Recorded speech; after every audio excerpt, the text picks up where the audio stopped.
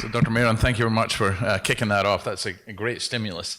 And it's going to be a very interesting, basically, presentation from Dr. Kleiman, and then we're going to tell you how to actually prevent stroke intraoperatively after that. So you need to stay for this whole session. Dr. Kleiman. Well, actually, you're going to tell us how to predict stroke. But anyway, thank you very much, Roxana. It's always difficult to follow you because, truthfully, you really do know everything, and, all the data that exists are sitting 2 rows back, which reminds me, everyone else move up front. So I'm going to have to talk fast because we're interviewing fellow candidates today, and I was told that as a section chief, I have to be there, no questions asked. So only a fellow New Yorker could understand me. So I'm going to talk to you about TAVR anticoagulation and antiplatelet therapy. So first of all, an important disclosure. We don't know a goddamn thing. Everything I'm going to tell you is speculative. So here's the way things work. Here's the history of the universe. Big Bang occurred a little while ago. 300,000 years later, plasma condensed to matter. And if you follow things through, the first TAVR was done in 2002. Okay, other important events, equally important, on this timeline. 2011, the FDA approves SAPIEN valve in patients who are inoperable. 2017, the other end of the spectrum, the FDA approves the core valve in patients at intermediate risk for open surgical replacement. If you look back to the studies that led to approval in inoperable patients, the average age was nearly 84 years. As we've gone down the risk spectrum, the average age has come down, but it's still elevated. So up till now, this is the population we're talking about. Elderly, other comorbidities. So you have to keep that in mind as we talk about the theoretical constructs and the data. So what are the scenarios? 2018, what are the questions we have to answer? Well, I think the first 2 are pretty straightforward. Atrial fibrillation, recent stent, and then we'll talk about valve thrombosis, and then everyone else. So let me just set the stage for you. If you look at atrial fibrillation, that's going to turn out to be about 40% of patients who undergo TAVR. Recent stent, probably about 10 to 20%. So really we're talking about probably questions that are open in half the patients who undergo TAVR. So atrial fibrillation. Dr. Marin showed this study to you a little while ago. These are recently published data from the TVT registry, nearly 50,000 patients. 40% had prior atrial fibrillation. 8% had what was called new onset atrial fib, which isn't likely to be very accurate. Let's call it newly recognized atrial fibrillation. Because face it, you do a procedure, put a patient on telemetry for a few days, you find atrial fib, you don't know for a fact that that patient doesn't have paroxysmal atrial fib coming into it. So still, nearly 10%. Take a look at the median CHADS-2 VASC score in this population. It's 5. Remember, in the US, we start oral anticoagulants when the CHADS-2 VASC score is 2 or higher. The Danish study, rather the Swedish registry, with 200,000 patients suggests that anyone with a CHADS-2 VASC score of 1 or greater ought to be anticoagulated. So we're talking about a population who, when they develop atrial fib, needs oral anticoagulants, period. Unless we're going to end up implanting a left atrial appendage occlusion device, which is something that's talked about. We talk about the possibility of combining TAVR procedures as they become slicker with Watchman implants. The problem with doing that is that CMS will pay for one of the 2 procedures. Both of these procedures involve very expensive devices. That means somebody eats the cost of one of the devices and procedures. So there's a billing aspect that has not been resolved in that arena. But let me put in a word of caution. These are data recently published from the France registry. So in the US, we have the TVT registry. In France, guess what they call it? France registry. So 12,000 patients follow up a little more than a year. 1/3 were discharged on an oral anticoagulant, mostly for AFib, very uncommon use of triple therapy. Triple therapy probably has absolutely no place in this patient population because of bleeding risk. Oral anticoagulant therapy was an independent predictor of mortality despite adjustment for atrial fib. So it's a word of caution. I mean, realistically, you've got to ask how accurately are data collected in a registry, how good's the adjustment, what sort of increase in risk do you have to see in order for it to be credible. But nonetheless, this is nearly a 20% increase in risk. Maybe they didn't identify all the atrial fibs, maybe there were other factors, but keep it in mind, the data are never that clear. The other thing when we talk about atrial fib is this term that found its way into our vocabulary that has no place there. Non-valvular atrial fibrillation, a complete misnomer. When you get down to it, non-valvular atrial fib that occurs in patient in the absence of mechanical prosthetic valves and moderate to severe mitral stenosis, usually rheumatic. Nowhere in this definition, which is disappearing, thank God, is there any statement about bryoprosthetic aortic valves. And that's always a problem for us when we try to start patients with atrial fib after TAVR on the newer generation of oral anticoagulants, and insurance companies deny it because we're told that the patient has valvular atrial fib. They don't have valvular atrial fib. They don't fit that definition. And in fact, these are the randomized data from the atrial fib studies looking at new or direct-acting oral anticoagulants. In no case did patients with aortic valve prostheses or so-called valvular atrial fib do worse. They did either this, in every study, they had the same treatment benefit with direct oral anticoagulants. So please put that concept to rest.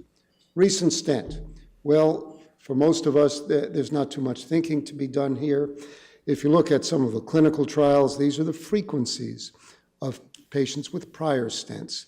In the early, very high-risk trials, 30 to 40% patients. As we get into lower risk populations, obviously younger patients, less frequent coronary artery disease, less stenting. I've shown you CERTAVI, the intermediate risk trial here.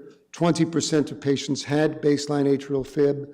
I'm not sure I'm allowed to tell you that yet, the proportion of patients who had stents after randomization within that trial, but those would be recent stents, but it's going to be somewhere in the order of 40 to 50% lower. Okay, and the issue arises in these patients. How long do you treat them with dual antiplatelet therapy? The truth is, we don't know, really in anyone. Amongst ourselves, we will never, ever, ever agree on the optimal duration of dual antiplatelet therapy. Sorry, I apologize, Roxana. We will never agree, but recognize if you look at the DAPT trial prediction score, balancing the risk of bleeding versus the risk of ischemia after the first 12 months following stenting, look at the primary predictors of bleeding risk. Age. And if an individual is over 75, as the vast majority of these patients are, that's a very, very powerful predictor of bleeding risk. Number 3, valve thrombosis. Dr. Marin brought this up.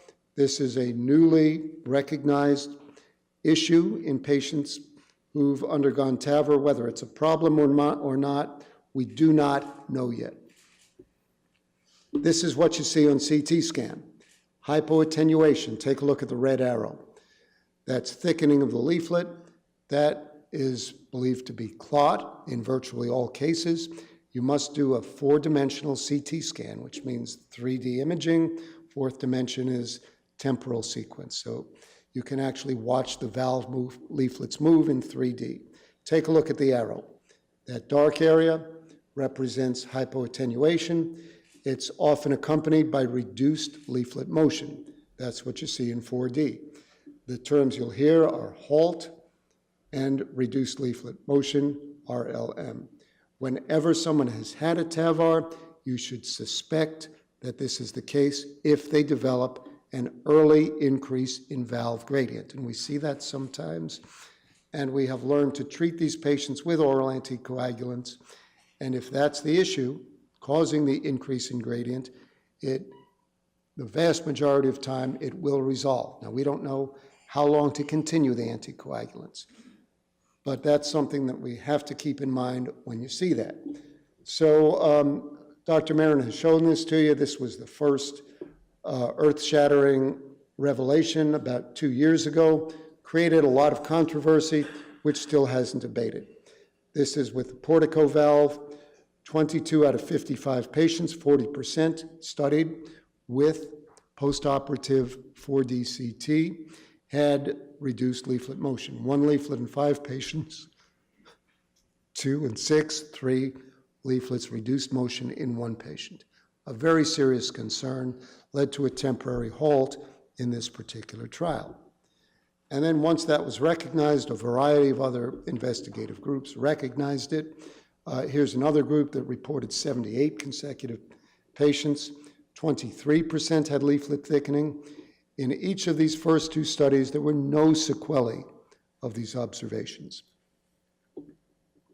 We reported 30 cases from the MAUD database. Now, these are cases that largely were diagnosed when a clinical problem was recognized. So this probably looks at the numerator without knowing the denominator.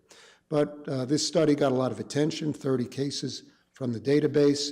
16 developed stenosis, meaning increased gradients. 7 developed aortic regurg, 4 mixed lesions, and 3 of these were reported with no valve dysfunction. So at least it raises the question that maybe these are not benign findings. And then this is the big study that appeared a year and a half ago, the RESOLVE and SAVORY registries. 931 patients with CT imaging after TAVR or SAVR. 12% had subclinical leaflet thrombosis. 5% of surgical bioprostheses had subclinical leaflet thromboses, 13% of TAVR valves. Transvalvular gradients increased in 14% of these versus only 1% without subclinical leaflet thrombosis.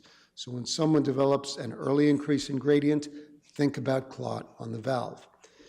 Interestingly, very important point, leaflet thrombosis resolved in all patients on oral anticoagulants versus 9% of patients on dual antiplatelet therapy alone. And there was an association between leaflet thrombosis and TIA in this study. So it's common. It may not be as benign as we'd like to think it is. Again, I've shown you data from the France registry. It raises the important question, should we be routinely using oral anticoagulants after TAVR? As Dr. Marin mentioned, there are a number of clinical trials that are addressing this issue. At least one of them was stopped prematurely. And I don't know that much more is public domain data, but at least one of them was terminated early. So, and not for efficacy.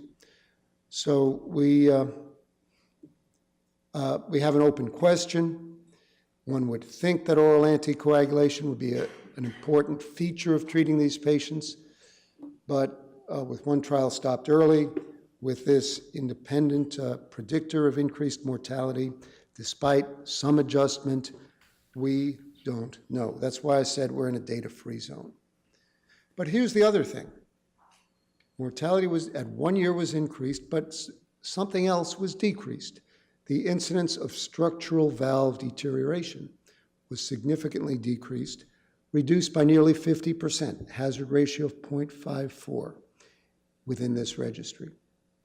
So it may be that in the long term, we're protecting valves with oral anticoagulants. We don't know that yet. It's not time to start oral anticoagulants routinely after TAVR. It is time to think about them. So we are almost out of time. I got 20 seconds to tell you about everything else. So here we go, really fast. These are the current society recommendations for duration of dual antiplatelet therapy after TAVR. There's very little, actually there's no evidence to support these. Let me ask you a question. What is shaped like a cylinder and fits in a vessel and looks like chicken wire? A stent. So when these studies were put together, who did they ask about antithrombotic therapy? Well, they asked the cardiologists. And what have we been doing for the last 20 years? We've been putting stents in coronary arteries and starting patients on DAPT. Well, that's the way we think. Now we got a big vessel, we got a big mesh cylinder. What are we going to tell people you should do? Well, start them on DAPT. Why not? Well, I mean, it makes a little bit of sense, but take a look. These aren't strong recommendations. The evidence doesn't support them, and this is largely how the evidence was accumulated. Now, Alan, we're the oldest guys here. Guys, this is Rocky and Bullwinkle from back in the day. And I hate to be the bad guy. But these are the randomized data. 3 trials done over a period of 6 years. 3 trials, 6 years, slightly more than 400 patients. It's not exactly what we'd call definitive by today's standards. And take a look. Everything here in this meta-analysis goes in the wrong direction. And in fact, we all recognize that there's a tremendous variation in the US as to how frequently patients go home on DAPT after TAVR, assuming they don't have an indication for an oral anticoagulant. And if you look at data from, I forget where it's read, okay, from the TVT registry, mortality in this case actually looks better for DAPT than SAPT before adjustment is made for other clinical factors. So when the adjustment is made, this benefit disappears. So this is also an open question, and I think the take-home message here is we don't know. Most of us have a very low threshold for stopping dual antiplatelet therapy after TAVR, in this elderly high-risk patient population thus far, when there's evidence of bleeding, which unfortunately we see fairly commonly. So I hope I've clarified everything that you need to know. If you have any questions, I've got to go interview fellows. Dr. Barker will be really happy to answer them.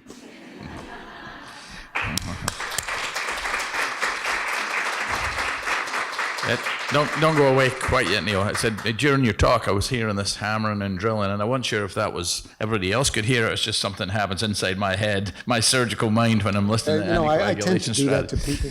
So look, yeah. But, yes, he's leaving. So I think it would be great to know, what are you doing as far as your regimen of how long, which agent in whom? In a patient who has a TAVR, let's do one that just received the stent and one who has just TAVR alone. Okay, so one has just gotten a coronary stent? Yeah. So they're going to go home on DAPT. You're going to ask me for how long, and as I said, none of us will ever agree on the optimal duration. I go indefinitely if they tolerate it.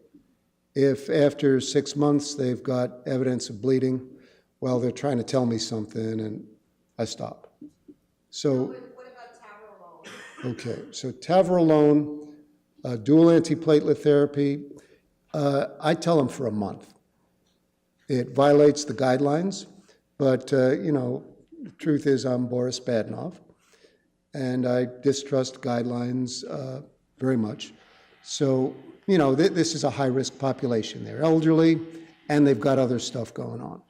So aspirin and clopidogrel, baby aspirin, not 325, for 1 month, and then I drop the clopidogrel. And if they have atrial fibrillation? If they have atrial fibrillation, an oral anticoagulant, and I try very hard not to put them on an antiplatelet drug. I'm not always successful, but that's what I try to do. So you'll just do an oral anticoagulant alone? Yes. After discharge. And if they Now, receive that this. doesn't mean, if I've told the patient, told their family, written it in the chart, that doesn't mean it happens. As you know, no one reads notes. And you're especially- comfortable with the novel oral anticoagulants? Yes. Okay, no, thank you very much indeed. We'll see you later.